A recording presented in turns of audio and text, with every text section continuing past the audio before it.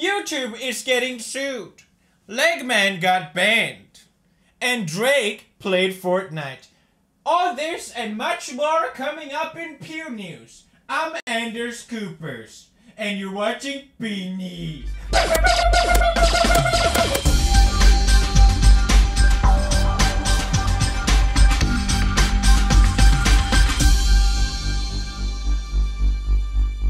The most legitimate news source in the entire galaxy. Pew News. That's right.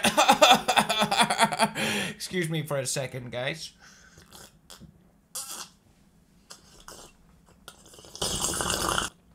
We have our own merch now. Check it out, link in the description. The first story is extremely upsetting.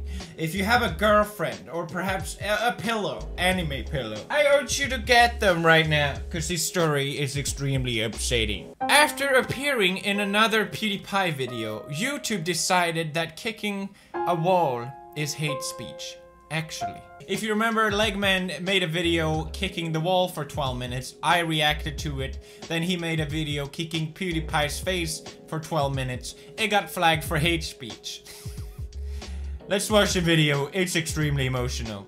Your video, me bro-fussing a picture of PewDiePie for 12 minutes and 29 seconds, was flagged for review. Upon review, we've determined that it violates our guidelines. We've removed it from YouTube and assigned a community guidelines strike or temporary penalty to your account. Reason: violation of YouTube's policy on hate speech. The goal of my content is always to entertain. Thank you, YouTube, finally for striking down on hate speech.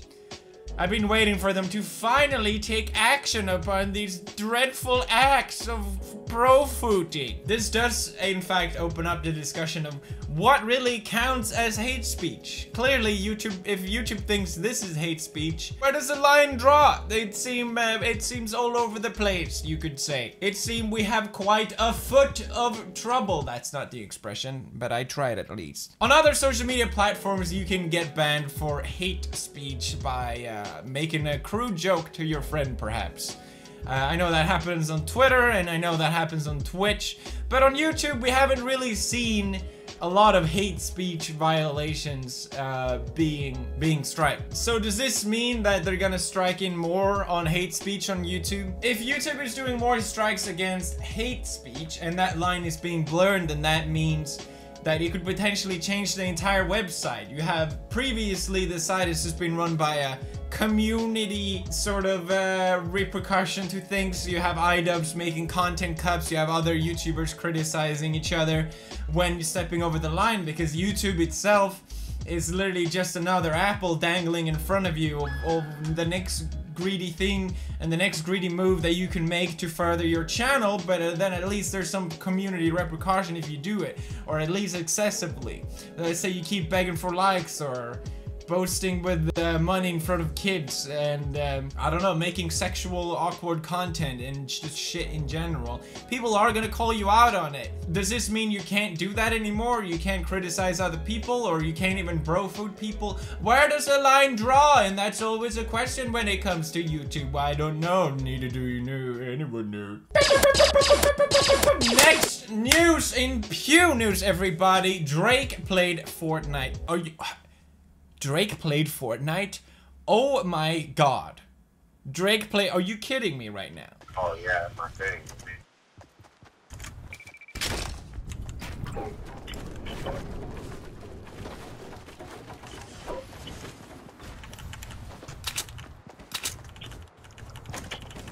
We live in a crazy world, guys. I just had to reflect upon the news there for a second.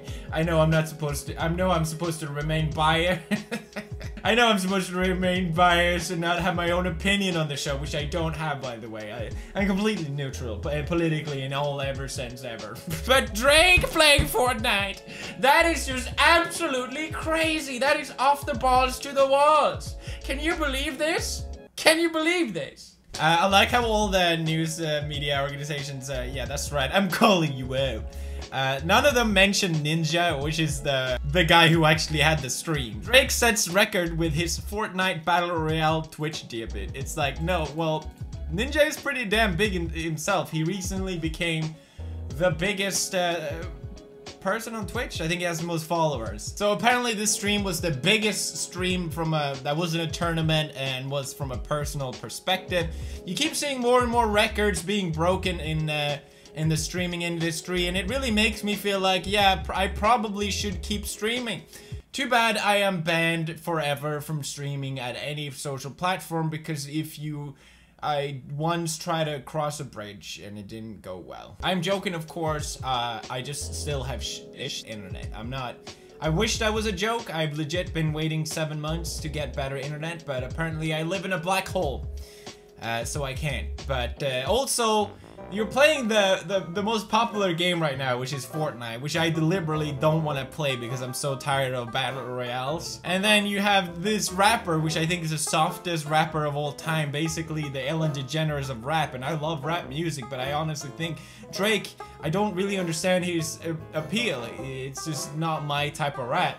And you have these two things, and then just combined turns into the biggest stream of all time. And here I am, being salty about it, but at least trying to benefit a little bit from the breadcrumbs that are left in a clickbait title by bringing up this topic without really giving any form of personal input or adding any value to the conversation. Welcome to Pew News, everybody. Moving on to the next segment. Brad is going to tell us the weather. Take it, Brad.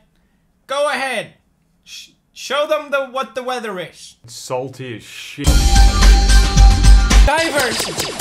Big topic. Controversial. We want a workforce that is more diverse, so we don't discriminate against a group of people by discriminating against white people. Diversity. Recently, you may have heard YouTube is getting sued, or at least Google, for allegedly refusing to hire white and Asian men. Now, Google is no stranger to being sued. It happens a lot of times, and I'm not by any means trying to make this a bigger thing than it is. Well, actually, I am going to do that. A lot of times when I see these lawsuits, I sort of think this is opportunistic, not a big deal, but I saw this headline and I found it very, very interesting. Just to run through the article very briefly, Google allegedly got sued for pressuring recruiters, the people hiring at the company, to only look for female, Black and Hispanic or Latinx applicants. They also claimed that Google implemented clear and irrefutable policies meant to exclude white and Asian men in an attempt to increase the company's overall diversity, which then led to this recruiter being fired in November 2017. Google responded saying, "We have a clear policy to hire candidates based on their merit, not their identity." The problem with diversity is you're walking a thin line. It's almost a paradox that by increasing diversity, you are discriminating by trying to not discriminate. And I'm not necessarily against diversity. Personally, I run a very, very small business. I don't need to care about any of these things. Efficiency matters more to me than anything else. Whether you're a male, female, sex, sexual orientation, race, age, it doesn't have any impact for me. But you have a big company like Google, it would be ignorant to at least not take these things into account. Google Diversity says a diverse mix of voices leads to better discussions, decisions, and outcomes for everyone. I'm sort of stuck in between here. It's sort of hard to not agree with this statement, but at the same time, you're also accepting the fact that someone's idea matters more because of their skin color, which in today's society is 100% true.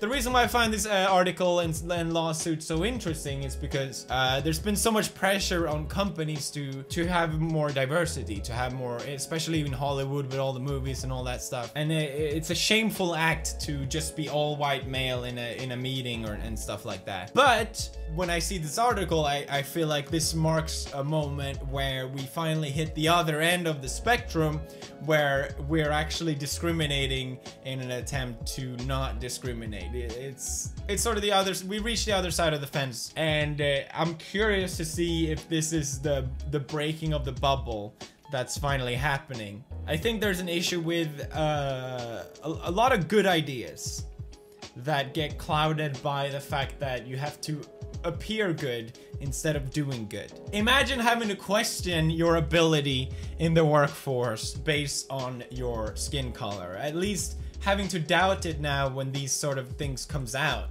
that people potentially hire you because of increasing of diversity and fitting a quota, rather than hiring you because you're the right person for the job. To me, that seems racist, and that's why I think we come across the circle. And maybe now we can actually talk about these ideas and discuss them in a level-headed manner instead of just yelling racist at each other. But then again, who am I? How I got a job at BuzzFeed: by walking through the door. There's also this Onion article that recently came out. New workplace diversity initiative kills one white employee every hour on the hour until more minority candidates hired. How progressive. Makes me really happy to see. That was it for this week's Pew News. Pew, I love Pew News. I learned so much. Buy the mugs, guys. And you can become... Don't be broke, be woke, everybody, and buy a mug. That's right. I'm Anders Coopers, and that was Pew News. Goodbye, everybody.